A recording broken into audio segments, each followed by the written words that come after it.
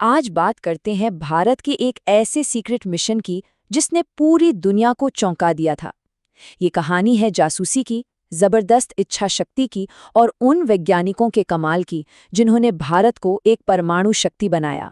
तो सबसे बड़ा सवाल यही उठता है कि आखिर भारत ने ये सब किया कैसे, वो भी दुनिया की सबसे ताकतवर खुफिया एजेंसियों की नज़रों के ठीक नीचे। ये सिर्फ एक ऐतिहासिक घटना नहीं बल्कि किसी थ्रिलर फिल्म से कम भी नहीं है। चलिए इस दिलचस्प सफर की शुरुआत करते हैं। तो चलिए कहानी की शुरुआत करते हैं दूसरे विश्व युद्ध के ठीक बाद के दौर से, जब दुनिया ने पहली बार परमाणु शक्ति की असली ताकत देखी और एक नई दौर शुरू हो गई।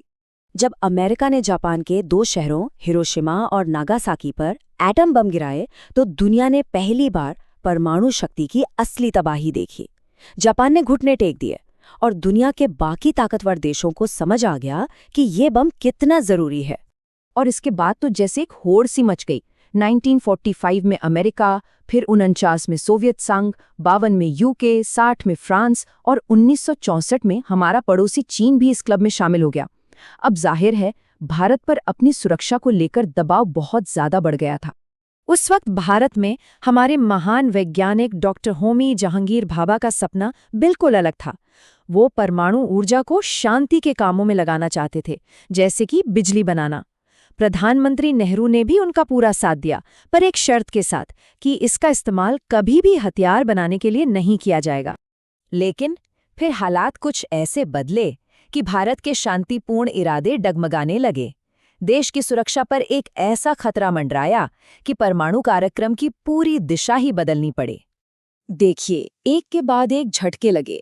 1962 में चीन से युद्ध में हार, फिर ठीक 2 साल बाद 1964 में चीन का परमाणु परीक्षण, इसके बाद 65 और 71 में पाकिस्तान से जंग। इन सब घटनाओं ने हमारे नेताओं को ये सोचने पर मजबूर कर दिया कि क्या सिर्फ शांति की बातें करने से देश महफूज रह सकता है। 1971 के युद्ध में तो मामला बहुत गंभीर हो गया था। सोचिए, एक तरफ से ब्रिटिश नौसेना, दूसरी तरफ से अमेरिकी भारत को घेरने आ गए। उस मुश्किल वक्त में हमारे पुराने दोस्त सोवियत संघ ने मदद की, तब जाकर ये लोग पीछे हटे। इस एक घटना ने साफ कर दिया कि अगर दुनिया में टिकना है तो आत्मनिर्भर बनना ही होगा। मगर ठीक इसी नाजुक मोड़ पर एक बहुत बड़ा झटका लगा। जनवरी 1966, सिर्फ 1 महीने के अंदर भारत ने अपने 2 सबसे बड़े हीरो खो दिए। एक तरफ डॉक्टर होमी भाभा एक प्लेन क्रैश में, और दूसरी तरफ प्रधानमंत्री लाल बहादुर शास्त्री की ताशकंद में रहस्यमयी मौत। क्या ये सिर्फ एक इत्तेफाक था या कोई सोची समझी साजिश? ये सवाल आज भी कायम है। इतने बड़े झटकों के बाद भी भारत रुका नहीं। अब कहानी उस दौर में पहुंचती है जब भारत ने अपना पहला परमाणु कदम उठाया। कोड नेम था स्माइलिंग बुद्धा। उसी दौर में दुनिया के 5 बड़े देशों ने मिलकर एक संधि बना डाली, NPT।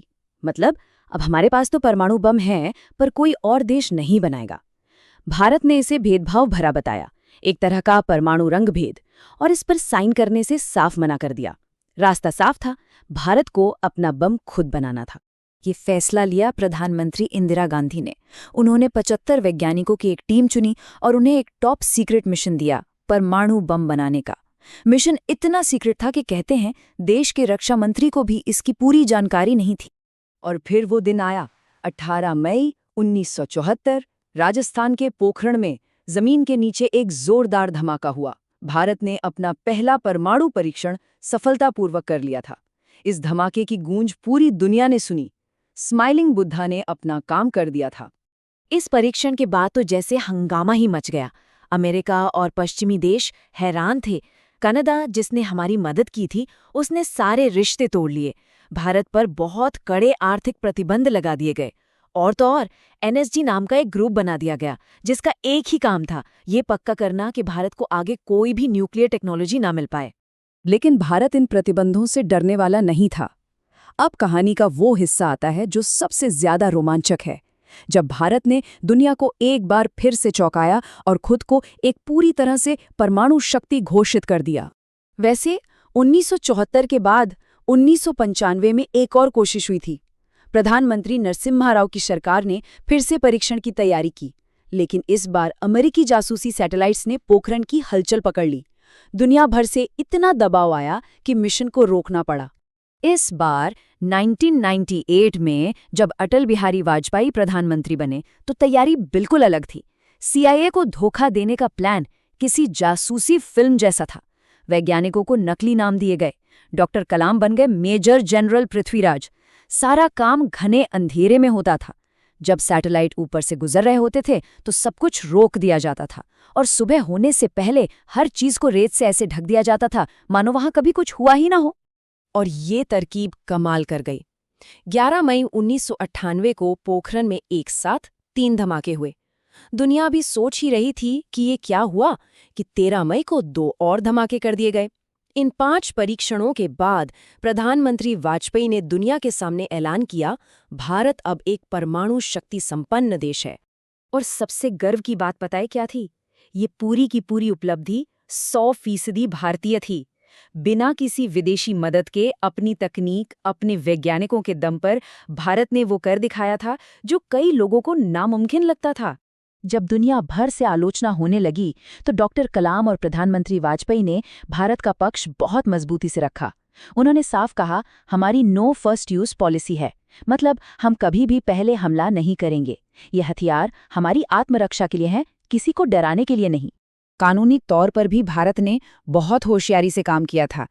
देखिए, एक संधि है CTBT जो खुले में परीक्षण पर रोक लगाती है। भारत ने उस पर कभी साइन ही नहीं किया था और परीक्षण तो जमीन के नीचे हुए थे। NPT का भारत सदस्य था ही नहीं और क्योंकि सारा सामान, सारी तकनीक देश की अपनी थी तो NSG के प्रतिबंधों का भी कोई खास असर नहीं हुआ। अमेरिका सचमुच कुछ नहीं कर पाया। तो ये कहानी सिर्फ एक परमाणु परीक्षण की नहीं है, ये कहानी है भारत के स्वाभिमान की। ये कहानी है JRD टाटा, होमी भाभा से लेकर वाजपेयी और डॉक्टर कलाम जैसे महान लोगों की दूरदर्शिता की, और उन हजारों गुमनाम वैज्ञानिकों और सैनिकों के बलिदान की जिन्होंने पोखरण की जलती रेत में चुपचाप भारत के भविष्य को सुरक्षित किया। ये पूरी गाथा हमें एक बहुत बड़े सवाल के सामने लाके खड़ा कर देती है। क्या आज की दुनिया में किसी देश की सुरक्षा के लिए परमाणु हथियार जैसी विनाशकारी ताकत एक जरूरी बुराई है? इस पर सोचिएगा जरूर।